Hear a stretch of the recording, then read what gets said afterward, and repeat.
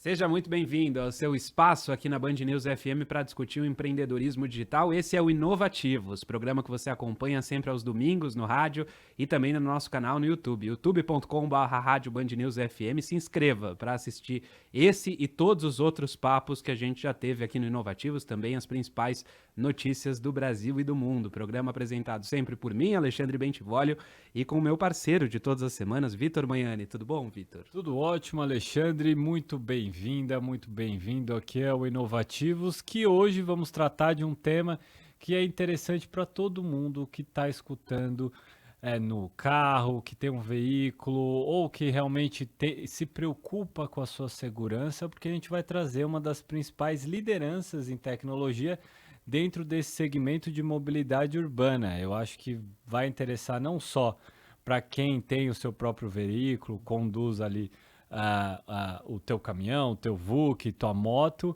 mas também para quem está nos vendo pelas redes sociais da Band News FM, para ter insights de liderança, de tecnologia, porque com certeza essa mulher tem muito a agregar para a gente. Sim, para tratar de tecnologia, tratar da inovação no trânsito também. A Cláudia de Moraes está aqui no estúdio com a gente, ela é CEO da Hyundai e da Procondutor. Eu queria começar, Cláudia, dando as minhas boas-vindas para você aqui no Inovativos e perguntando um pouco da sua trajetória pessoal, da trajetória tanto da Hyundai quanto da Procondutor. Você contasse um pouco desse caminho percorrido até aqui. Legal. Bom, obrigada, por estar aqui com vocês, e é muito legal poder compartilhar um pouquinho da minha experiência e do que a gente vem fazendo. Bom, como que eu cheguei até aqui, né? É uma longa história, vou tentar ser breve. Eu venho do mercado de telecomunicações, trabalhei 12 anos, na área de negócios, sempre na área comercial e marketing. Depois migrei para a indústria, fiquei um tempo na indústria, só que eu não me sentia desafiada, Achava que a indústria era muito lenta, vinha de telecom é um mercado muito rápido também, muito ágil, cheio de inovação e tecnologia. Enfim, na indústria não foi um lugar que eu aportei. E acabei recebendo uma proposta para ir trabalhar numa empresa de tecnologia. Até então, não sabia nada sobre o assunto, não sabia, na área de desenvolvimento, de sistemas, nada disso. E aceitei o desafio. E eu estou há 7 anos no Grupo Tecnoise, que é responsável pelas empresas Procondutor e Hyundai. Cheguei na Procondutor como diretora de produtos. Quando eu cheguei lá, eles tinham apenas um funcionário na equipe, a equipe de desenvolvimento precisava ser criada, reestruturada do zero. Então, cheguei lá para reorganizar tudo isso, entender o que precisava ser feito. Então, eu entendi que era uma empresa de tecnologia, para a educação. Então, a gente tinha que ter um sistema, um LMS, sistemas para aplicação de prova. Eu fui organizando isso, montando o time. Acho que os primeiros 3 anos foi um pouco isso, Foi montar as equipes, montar a estrutura, relançar os produtos, os cursos que até então tinha no mercado. E depois eu entendi, porque a Procondutor trabalha com o mercado regulamentado, que são os cursos que são vendidos para as autoescolas, para que os cidadãos possam fazer o curso de reciclagem, por exemplo, ou cursos especializados, quando vai se tornar um motorista profissional. E é um mercado que é regulado pelo governo federal e governo estadual. E nesse mercado tem bastante tecnologia envolvida. Então, em algum momento ali eu entendi que essas tecnologias poderiam também ajudar as empresas. E eu criei a Hyundai, que a Hyundai hoje ela detém toda a tecnologia do grupo, que passa desde plataformas de LMS, os conteúdos, os cursos, como também simuladores para treinamento prático. E a gente entrega isso para as empresas para resolver também os problemas, que são muitos que as empresas têm, para o treinamento de condutores, de uma forma geral. Tudo ensino à distância. Não necessariamente ensino à distância, depende da dor do cliente. Tem casos, sim, que são de ensino à distância, mas tem casos, depende do perfil do motorista, que a gente precisa fazer o treinamento em loco, ou então colocar um motorista dentro de um simulador para poder treinar alguma habilidade específica para mudança de comportamento, Então, depende muito do problema que tem que ser resolvido no cliente. E vocês estão atuando num segmento que tem, além esse quê de negócio, também tem um quê social, até porque todos nós convivemos no trânsito. Brasil como um todo é um país que usa muito o automóvel, a gente gosta do automóvel. Aliás, a gente até tratou disso em um dos episódios com o seu da Cavac e outros tantos. E vocês fazem com que esse processo de qualificação no trânsito, que deve existir, porque ao fim e ao cabo as mortes nos trânsitos e os acidentes impactam todos nós, seja porque a gente para no trânsito e reclama quando ele está demorando muito por causa de um acidente, seja porque o acidente é conosco mesmo, com os nossos familiares. Como vocês atuam para facilitar essa jornada dentro de um segmento, como você disse, totalmente regulado? Porque não pode também não ser assim, né? Você tem que cumprir um determinado conteúdo programático, ter algumas habilidades ali para conduzir um determinado veículo. Por exemplo, se você está conduzindo um carro, é diferente de conduzir um caminhão e por aí vai. O que vocês têm de produtos ali e como que é esse encaixe de validação nessas instituições públicas, né? Porque talvez vocês precisam fazer diversas parcerias com o poder público para você fazer com que essa jornada fique cada vez mais fácil e acessível, né? Na minha época de adolescente, eu tive que fazer toda uma jornada teórica presencial dentro de um CFC, e aí você ia lá, escutava a aula, aí eu não conseguia organizar meus horários para saber se eu estava nas melhores condições físicas e mentais para assistir aquela aula, por exemplo. Então muitas vezes era no final do dia, aí você já chegava cansado, não dava para colocar o conteúdo na cabeça, enfim. Explicar o passo a passo aí dessa jornada que vocês vêm para simplificar. Tá bom. É bem ampla, né? Essa pergunta, mas é bem legal de falar. Bom, tem uma questão aí que a gente, né, no começo do seu questionamento, tem uma questão importante quando a gente fala assim que a gente trabalha com impacto social. Porque o Brasil é o quarto país que mais mata pessoas no trânsito, né? E 90% das pessoas, 90% dos acidentes de trânsito são devido a comportamento, falhas no comportamento. Então, se as pessoas fossem, né, melhor educadas, se as pessoas tivessem mais conscientes, a gente teria números diferentes. Além disso, tem uma questão de saúde pública, né? É a segunda principal causa de mortes e o custo para a saúde, enfim, tudo isso. Quando eu cheguei na Procondutor, que eu entendi um pouco isso, porque como eu comentei, eu não era desse mercado, eu vinha de telecom, passei na indústria, não era minha praia, de repente eu aportei ali, né? Quando eu cheguei ali, eu fui entender um pouquinho do ecossistema, fazer um entendimento bem rápido. E ali eu tive esse contato com aquele pacto da ONU de ações para o trânsito, né, para redução de morte, que era 2000, se eu não me engano, era 2010, 2020, que tinha lá o primeiro pacto para redução de 50% das mortes. E eu fui entender qual era, se a gente tinha algum impacto ali, a gente podia contribuir de alguma forma. Eu entendi que sim, porque a gente trabalha com educação, né? A gente trabalha com tecnologia e educação. Então, legal, isso ficou aqui na minha mente. Quando eu faço um paralelo do regulamentado, né, que você questiona, como é que é esse processo, existem resoluções, né, do CONTRAN, que a gente tem que atender lá várias regras tecnológicas, pedagógicas, suporte, regras de como a gente vai fazer o curso e tudo mais. Então, eu olhei para aquela resolução, eu entendi que a gente tinha que fazer o melhor possível, usar a melhor tecnologia possível, isso é uma decisão da empresa, não é uma decisão, ninguém vai te auferir se você usou o melhor ou não, né? E eu juntei também essa questão da centralidade, do problema, que eu acho que de alguma forma impacta a gente, que a gente também tem responsabilidade com isso e que a gente tem que impactar o cidadão que entra em contato com o nosso conteúdo. Então, a partir daí, a gente criou toda uma área pedagógica, né, com esse olhar do tipo, todo mundo que entrar em contato com o nosso curso, a gente quer impactar de uma forma positiva.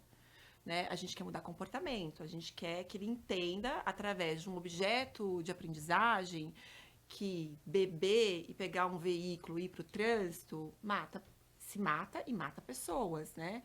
E a gente tem várias estratégias pedagógicas que a gente faz isso. Então, isso foi realmente uma decisão nossa de posicionamento, de entender que a gente tinha responsabilidade sobre esse assunto. Quando a gente olha ali para as regulamentações, enfim, são várias, a gente se homologa a Senatran, né? Então, a gente atende toda aquela especificação, apresenta a nossa plataforma, apresenta nossos cursos, passa por um rito técnico de homologação, alguém dá, né, um ok ali, fala tá dentro, não tá dentro, e homologa, e a partir de então, a gente pode fazer o registro do certificado do curso, né, na base do RENASH, que é onde fica o banco de dados da CNH. A gente faz isso sempre através do órgão executivo de trânsito, ou seja, através do DETRAN, né? E aí tem várias integrações sistêmicas entre todos os cursos que são regulamentados com os DETRANs. Então, quando uma pessoa chega para fazer um curso, seja ele qual for, de reciclagem, por exemplo, a pessoa que perde a CNH, que é bem comum, especialmente né, nas principais metrópoles, bem comum a pessoa atingir a pontuação, especialmente também aquele condutor que trabalha com veículo, né, às vezes fazendo transporte de pessoas, transporte de objetos, enfim, perde a CNH, tem que fazer um curso de reciclagem. Aí ele vai ter uma portaria que vai falar para ele, olha, a sua CNH está suspensa por X tempo, dependendo do número ali de pontuação, dependendo das infrações que ele cometeu. E aí, a partir disso, ele vai fazer a matrícula nos nossos cursos. Nesse momento, existe uma validação dentro do DETRAN, que permite ou não aquela matrícula aconteça. Aquilo acontecendo, a matrícula é realizada, e aí ele vai para o curso. E aí tem toda uma integração também com validação facial, né, na base da Senatran, com os dados biométricos dos condutores, para poder auferir se realmente ele é ele mesmo, né? Se é realmente aquela pessoa. Então, existe todo um controle de segurança para garantir que as pessoas façam o curso e que o processo todo seja um processo fluido, né? E seguro. Inovação aliada à educação no trânsito é o tema hoje do Inovativos. A gente vai fazer uma pausa bem rapidinha. Notícias da sua cidade, da sua região, e a gente já retoma esse papo com a Cláudia de Moraes, ela que é CEO da Procondutor e da Hyundai. É bem rapidinho e a gente já volta. Cláudia, a gente falava um pouco do negócio da Hyundai, da Procondutor, do serviço que vocês oferecem, e eu queria tratar um aspecto mais pessoal agora.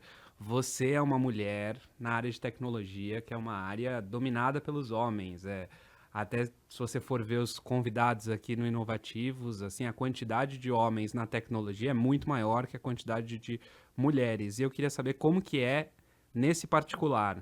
Como é ser uma mulher trabalhando com tecnologia, com inovação?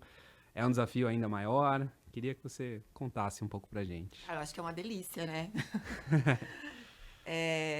A área de tecnologia, sim, é predominantemente masculina. Isso é um fato.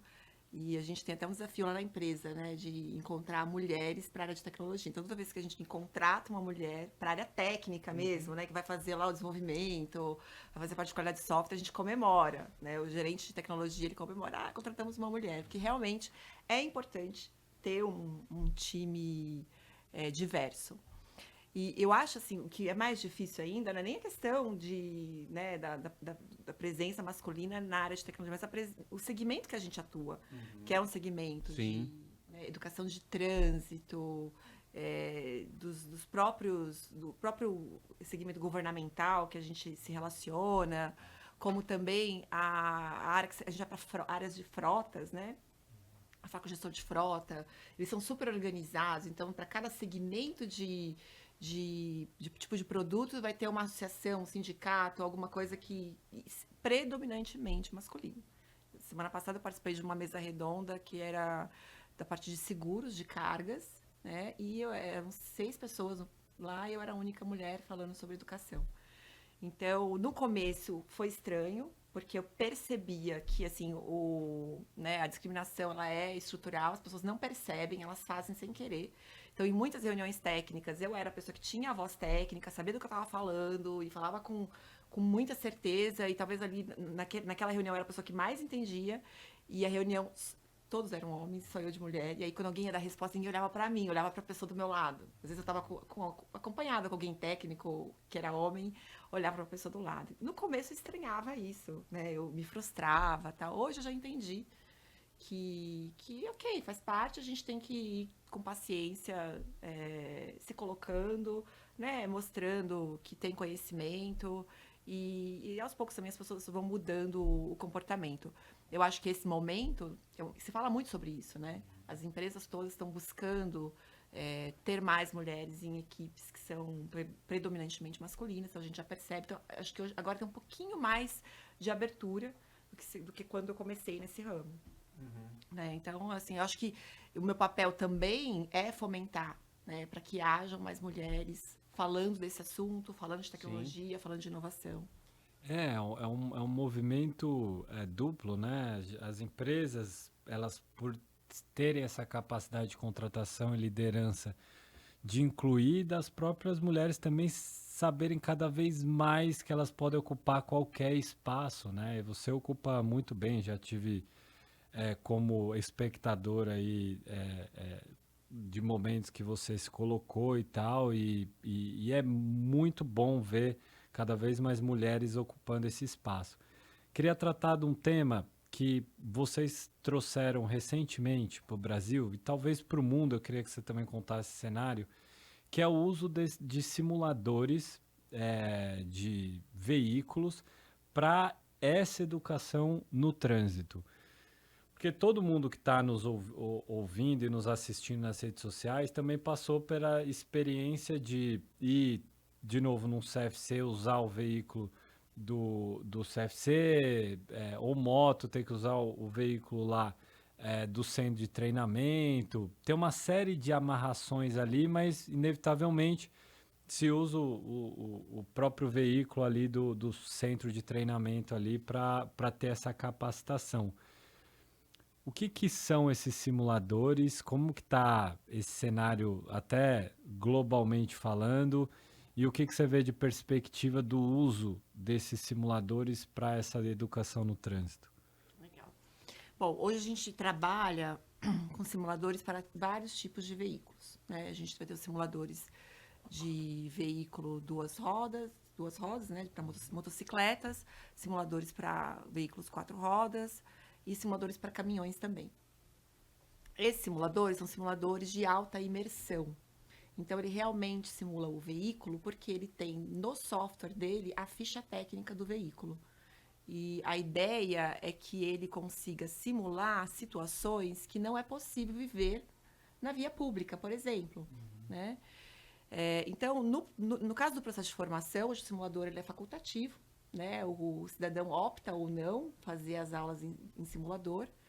E quando ele opta em fazer as aulas em simulador, existem algumas aulas que ele vai fazer, né? Que são aulas, por exemplo, como uma aula de aquaplanagem, né? É muito raro. Como é que ele vai fazer uma aula de aquaplanagem na via pública? Tem que ter toda uma questão do tempo, tem toda uma experiência. Perigoso, E é né? perigoso, exatamente. E ele vai poder viver isso, vivenciar isso dentro de um simulador, né? Entender o que acontece, né? Até para saber que decisão que ele tem que tomar, como que ele tem que reagir quando ele passar por uma situação como essa.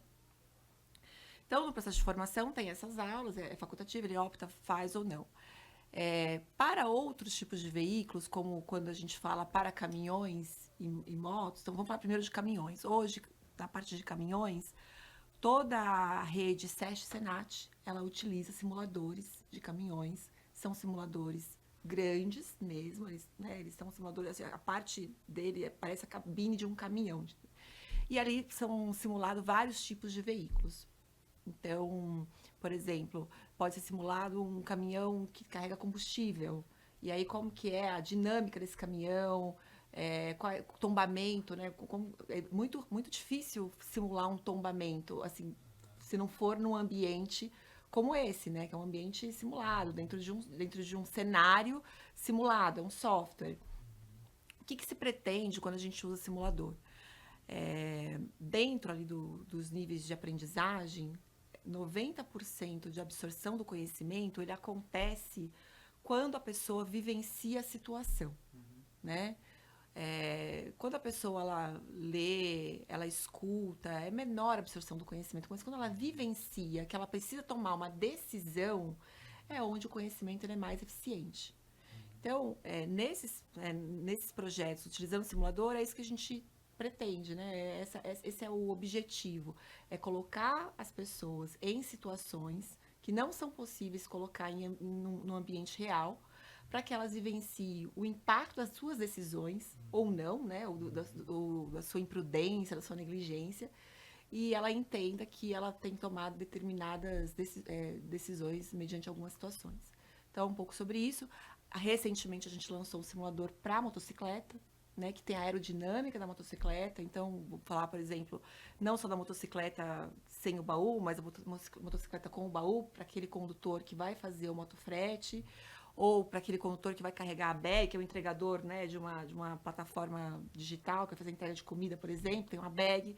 E a gente sabe que a acidentalidade de motofretistas, de moto entregadores, vamos colocar dessa forma, tem aumentado ano a ano, né, justamente por essas questões. Muitas vezes a pessoa não tem tempo de fazer um treinamento adequado, corre, tira a CNH correndo para poder ter um trabalho que é super justo, a gente entende, mas precisa trabalhar ali alguns comportamentos para poder melhorar a dirigibilidade no trânsito. A gente falava, Cláudia, há pouco, que o Brasil é o quarto país que mais mata no trânsito, né? A gente tem aquele treinamento de direção defensiva, quem já tirou carta deve lembrar, né, da direção defensiva, os conceitos e tal. Queria que você falasse um pouco desse comportamento do motorista brasileiro e tratasse também com a gente sobre esse mapeamento que a Hyundai faz do perfil dos profissionais antes de decidir qual que é o treinamento que será aplicado para cada um dos condutores. Tá bom. A gente ainda não tem uma direção defensiva eficiente, tanto que os números estão aí, né? E a gente não consegue, as nossas reduções, os números são muito tímidas ainda. Eu acho que alguns hábitos, até a tecnologia tem um pouco a ver com isso, e o nosso comportamento mesmo, né? Então, assim, coisas simples como dirigir usando o celular, né? Às vezes a pessoa vai responder uma mensagem, é super rápido, só vou dar uma olhadinha, 2 segundos para olhar aquela mensagem. Se você, né, combinar esse dado com o dado da velocidade do veículo, é o suficiente para um acidente, para alguma coisa grave acontecer. Então, é muito comportamental, né? A gente precisa mudar o comportamento para ter realmente uma direção defensiva. E aí são vários hábitos que precisam ser revistos. Acho que desde essa questão do uso do celular que vem junto com a tecnologia, até ainda a questão que a gente já está falando muito sobre isso, e todo mundo fala que é, né, de dirigir alcoolizado, que também muda muito a percepção na condução do veículo. Quando a gente olha para a Hyundai e a gente faz análise de dados, isso está muito voltado para o segmento de frotas de veículos das empresas, né? As empresas investem muito em tecnologia. Então, os veículos das empresas têm muita tecnologia, tem telemetria que mede tudo, mede, né, câmbio, mede a aceleração do motorista, mede o comportamento, tudo que acontece dentro da cabine do veículo é medido pela telemetria. Aí a telemetria apresenta dados para os gestores em relação ao perfil dos condutores. Mas como que a gente faz para mudar esse comportamento? Então, é só com treinamento, né? E o treinamento, ele é ao longo da vida mesmo, porque a gente não consegue mudar comportamentos com um treinamento específico, é um conjunto de treinamentos. Então, hoje a Hyundai, ela tem produtos nos quais ela lê esses dados, entende o perfil dos motoristas, né, e entrega conteúdo de acordo com o perfil. E, normalmente, isso é uma trajetória contínua, não são treinamentos que começam e terminam, eles são treinamentos que né, eles vão sempre se renovando. Então, por exemplo, eu vou dar um case aqui de um cliente nosso na área de transporte de gás, que é um transporte de um produto perigoso, né, inflamável.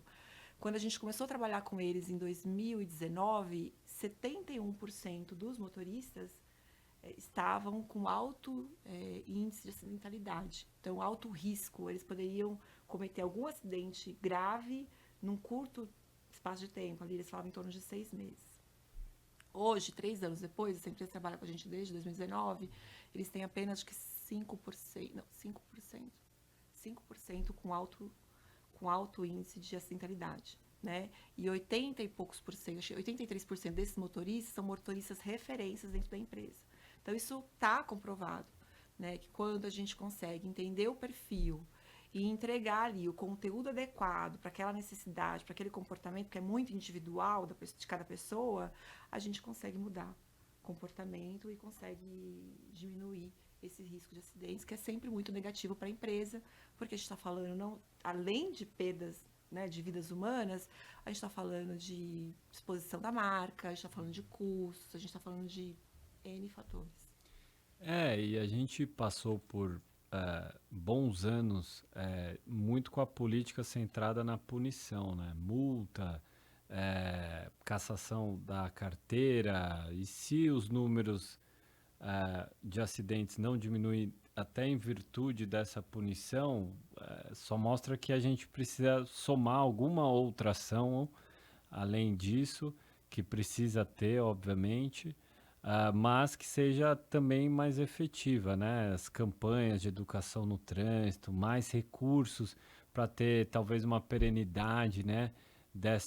Desses cursos, porque é um impacto violento que no final das contas, além das famílias que são afetadas com a morte de um ente querido, um acidente, você tem inúmeras outras perdas que é o que o poder público acaba pagando, né? No SUS e tantas outros custos que no final das contas também são repartidos entre todos nós, né?